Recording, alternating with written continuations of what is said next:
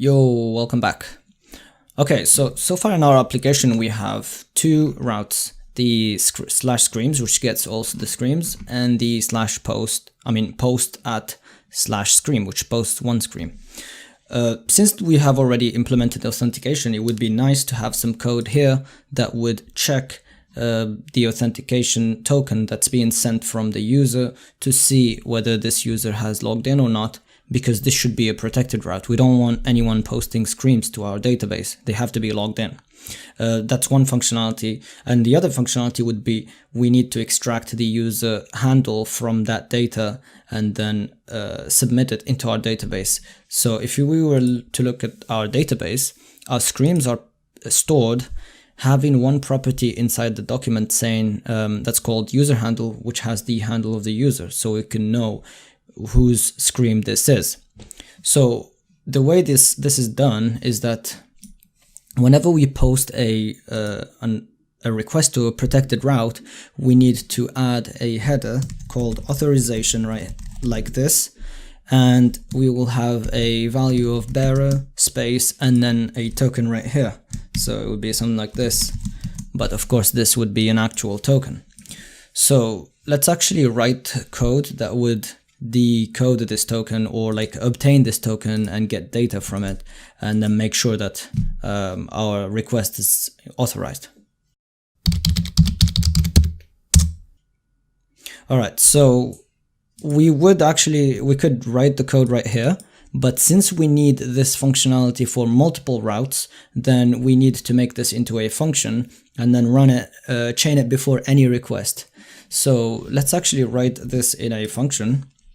And the way Express works is that we can pass a second argument to this post, or any route, and this argument would be a function that does something that intercepts the request and then does something depending on what the request has, and then decides whether to proceed towards our handler or to stop there and send a response, aka a middleware, a piece of middleware. So let's call our middleware, which we haven't created yet, fbauth for Firebase Authentication, and let's create it here. So let's do const, so it's going to be a function, const fbauth equals, and it's going to take three things. Two you've already seen, the request and then the response, and the third one is called next, which is something that if we return it and call it as a function, it's going to proceed towards our handler right here. And we can chain as many pieces of middleware as we need, but in this case we only need one. Okay, so here we have access to our request object. What we need to do is that we need to check if request request.headers.authorization.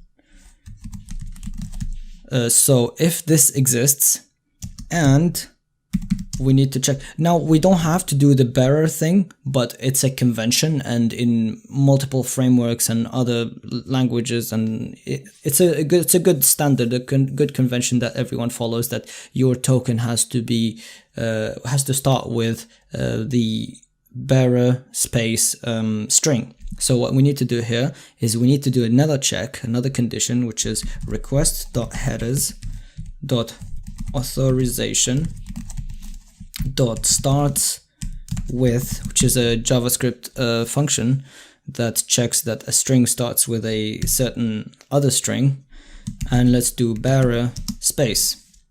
Now, if of course, as it suggests, if our string starts with bearer space and it exists, then this condition is satisfied. So we'll go in here, and actually we need to initialize a ID token variable here. So let's do let ID token, and then here, if these are true, that means our ID token equals request.headers.authorization. Now remember, we need to extract it. We need to extract it because there's a bearer space before it. So what we need to do is we need to do .split, which is a JavaScript function that splits a string by a certain other string. So if we split it by bearer space, that means it's going to have an array of two it's going to give us back an array of 2 strings. The first one is bearer space, and the second one will be the left, which is the token. So let's do 1. That means we want to take the second element, which is the token. And now that we have our token, we can proceed with our logic. But we need to do an else statement here, because if we don't have an authorization header or it doesn't start with bearer, we need to actually stop the request here and send back an error response. So let's do return response.status 403, because this is an unauthorized error. Let's do JSON with an error that says unauthorized. I misspelled that, unauthorized. Cool. Okay, and let's actually console log this just in case. Console error it, and let's say no token found. All right, so here if we pass through here, that means there is a token.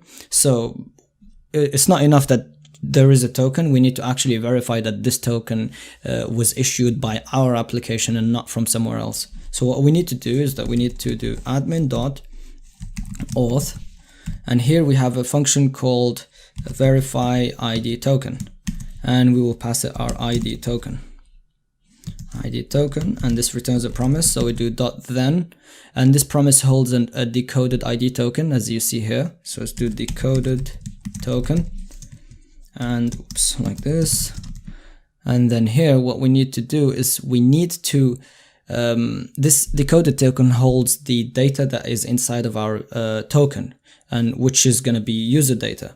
So we need to add this data to our request object, so that when this request proceeds forward to, let's say, this route, our request here will have extra data that we've added from this middleware. In this case, it's going to be user data. So what we need to do is that request.user equals decoded token. Did I misspell that? No, it's fine. Okay, so decoded token. And we also need to get the handle, because this by default doesn't have the handle, because the handle is not stored in Firebase authentication system. It's stored in our collection users. So we need to actually do a database request. Let's do return db.collection users, and we've also stored user ID in our users collection, so we can do where user ID equal, and we already have the user in the request, so we can do request.user, and this will have a property of UID. And let's actually here, let's console log the decoded token, just so that you see what it looks like. Okay, so now where we have this, we need to limit.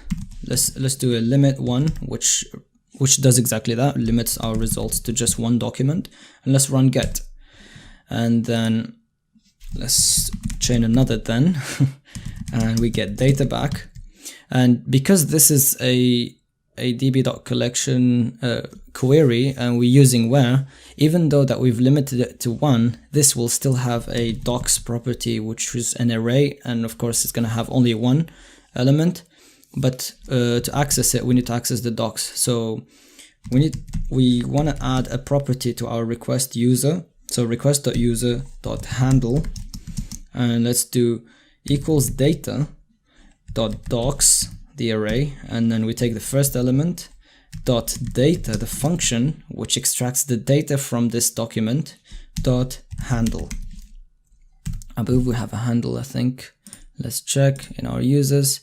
Yeah, we have a handle property. So we're getting this object, and then we're getting this property and attaching it to our request.user.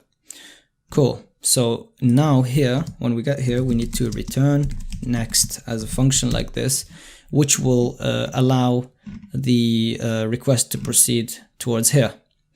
So now that we have this set up, actually let's handle the catch block, because here if it verifies the token and it fails at verifying it, that means this token is either expired or blacklisted or from some other issuer. If it fails, it will come here. and here we catch the error, and we need to send the error an error, and let's actually console error this error, and let's say error while verifying. Oh boy, how do you spell verifying? Verifying token, and we put the error like this, and let's do return response.status again of 403, and JSON error is already a JSON, so we can just do this, and then okay, so this is done. So here now this means in this route or in any other route where we add this FB auth as a middleware, if we get here, by the time we get to this block of code, we've already been verified, and it's already been checked that we are authenticated, and we have access to request.user. So what we need to do is here in user handle, we just need to do, because we have this user now, so we just need to do request.user.handle, because we've added it to our request thing.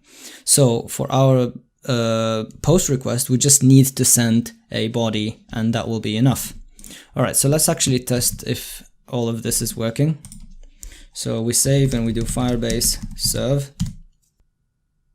Okay, let's copy this endpoint. I think I already have it in Postman. Yes, I do. Let's log in to get a token. So the same data is still valid.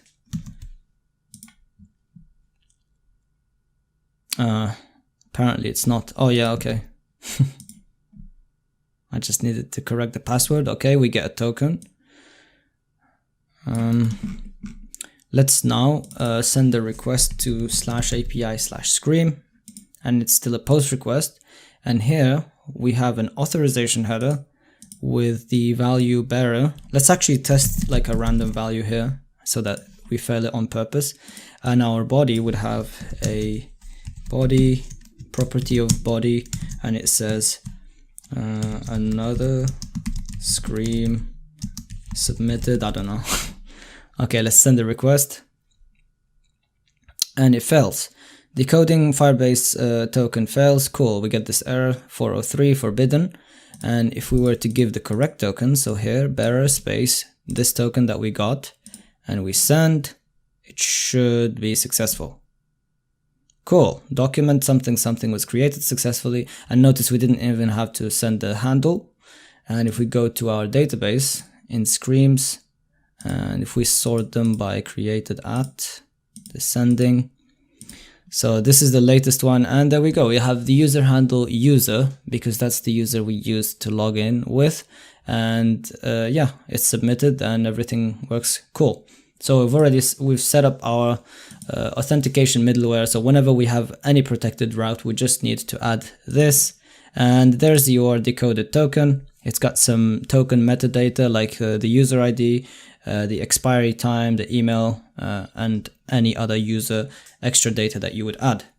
Cool. All right. So this is it for this video. In the next one, we will start to actually refactor this code, because it's kind of messy right now and everything is in one file.